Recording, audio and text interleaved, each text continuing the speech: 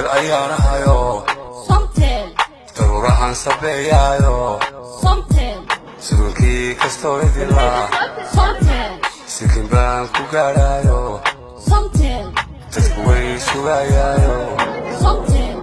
Isacabtumayayo Somtel Wansaahilayaay Somtel ayana hayo Somtel Darurahan sabeeyayo Somtel Surunki kasto idila Somtel Sikin baan ku gaarayo Somtel Dadku way sugayayo Somtel Isacabtumayayo Somtel Wansaahilayaay shirkadda weyn ee isgaarsiinta Somtel ayaa magaalada Gabiley xarunta gobolka Gabiley ku soo bandhigay dhoolatus ku saabsan abaalmarinaha bakhtiyaar nasiibka ay shirkaddu ku celiso guud ahaan dadweynaha isticmaala adeegeeda isgaarsiinta ee Somtel madaxa suuqgeynta iyo iibka shirkadda Somtel Khadar Cabdiraxmaan oo dadweyne fara badan oo reer Gabiley ah faahfaahin uga bixiyay arrimo ku saabsan bakhtiyaar nasiibka ay bixinayaan dabayaaqada sanadka dhamaanaya ee 2016 iyo sanadka soo socda ee 2017 waxyaabaha ay ugu tala gashay shirkadda isgaarsiinta Somtel in ay dadweynuhu ku helaan bakhtiyaar nasiib dhinaca ku hadalka isgaarsiintaasi ayaa waxa hadaladiisii kamid ah waxaan idin wadnaa waa barnaamij cusub oo la yiraahdo abaalmarinta sanadka iyo Somtel waa barnaamijkii amba abaalmarintii sanadka ugu qaalisanayd ee laga sameeyo Somaliland ee ay sameeyso shirkadda Somtel waana barnaamij aan ugu talagalay macaamiisheeda inaan ugu soo bandhigno amba aan miiska u soo saarno inaanu siino 4 gaari oo ah nooc ugu dambeeyay oo ah baabuurta lagu raaxaysto ee loo yaqaan Mark X-ka iyo waliba 90 milyan oo shilin oo iyaduna ah lacag aan ugu talagalay macaamiishayada ku guuleysata inaanu guddoonsiino oo maalin kasta aad la socotaan inaanu bixino 1 milyan iyo 500 kun oo shilinka Somaliland 1 milyan iyo 500 kun waa mid aan ugu talagalay macaamiisha maalin walba inaanu ku celino oo macaamiisha ay ku guuleystaan hadday noqoto in gobolada kala duwan ee Somaliland oo gobolka Gabileyna uu kamid yahay oo maanta ay nala fadhiyaan qaar kamid ah macaamiishii ku guuleysatay lacagta oo aynu guddoonsiin doono waxaanu barnaamijkan hadda u socday muddo 2 week ah waxaanu sii socon doonaa ilaa iyo bisha soo socota ee December haddii la yiraahdo oo aynu halka ku soo gabagabeyn doono oo lagu guuleysan doono 4 gaari ee markeegasyada iyo sidoo kale lacagta 90 milyan ah oo aanu leenahay macaamiishayda reer Gabiley ka faa'iideysta waxaanu idin rajaynaynaa insha Allah inaad inta ugu badan amba sheerkiina aad ka qaadan doontaan faa'iidada iyo abaalmarinta ay shirkadda Somtel idin soo bandhigtay macaamiisha iyo inay kor u qaado dhaqaalaha macaamiisha sababtoo ah waxa weeye maadaama uu nahay shirkad wadaniya oo ka jirta Somaliland oo kamid ah shirkadaha dalka laga leeyahay in bulshadayada aan la noolahay ee aan ku dhex noolahay waxaanu jecelahay horumarkooda waxaanu jecelahay inaan dhaqaalahooda ka shaqeyno oo kor u qaadno sababtoo ah hadii dhaqaalaha macaamiisheedu uu kaco oo kor u kaco anaguna runtii waxaanu helaynaa macaamiil badan iyo faa'iido in hadii macaamiisheeda dhaqaalahoodu hoos u dhacana waxa runtii ay ku keenaysaa shirkadda saameyn taas baa mar walba nagu kaliftay inaanu macaamiishayada aanu ka shaqeyno waxbarashadooda oo jaamacada bilaasha aanu siino oo ka shaqeyno dhaqaalahooda oo aanu isku dayno inaanu u abuurno ganacsiyo kala duwan iyo business kala duwan aanu ku celino baabuur aanu ku celino lacag cadaana aanu ku celino agab guri iyo runtii waxyaalo badan oo kale shirkadda ay soo wadaba in waana mid aanan ka daalahaynin oo aanu anaguna qaybteeda bulshada ka qaadanayno horumarkeeda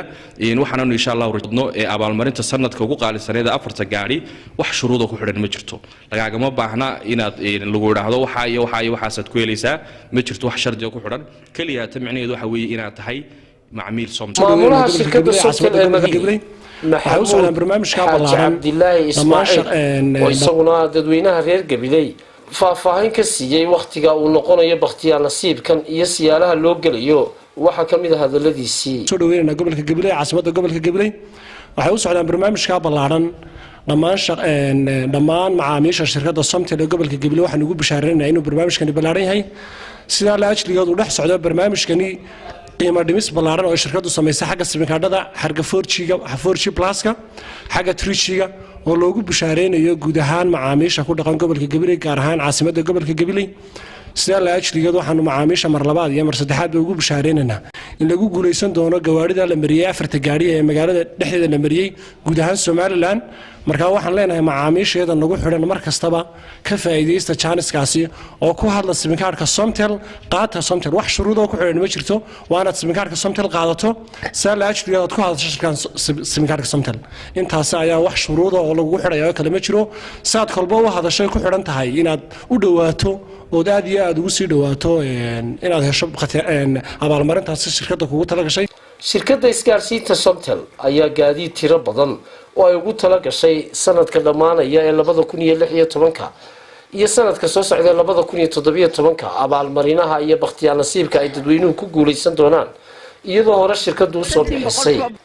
adeegyadeeda in ay ku bixiso bakhtiyaar nasiib gaadiid kala duwan iyo lacag iyo arrimo fara badan oo kale oo abaalmarina ay dadku ku siinasay oo ay ka mid yihiin falaashyada internetka laga isticmaalo iyo adeegyo kale oo fara badan waanu ku guuleysanay ilaahayna waxaan ka rajaynaynaa guulasha guul ka weyn inaan rajayno nasiibkaygu wuxuu ii soo gooyey simkaad laakiin ma hore ma haysan wiigal ma kii hore lambarka loo Somtel wanaysay oo 1967 kana waa kii labaad ee raacay kana markaan imika dukaanka furto baan dahabka ka dhigan doonaa hadii Ilaahayda shirkadana waxaan leeyahay aad baad ugu mahadsantiin baabuurtan ku guuleysan doonaa insha Allah Ilaahayna wax ka rajeynaa wax kale oo simkaarkana ma naasidan marka horeba halkan baanu ka helnay oo ku helnay aad baa u mahadsan shirkadda Somtel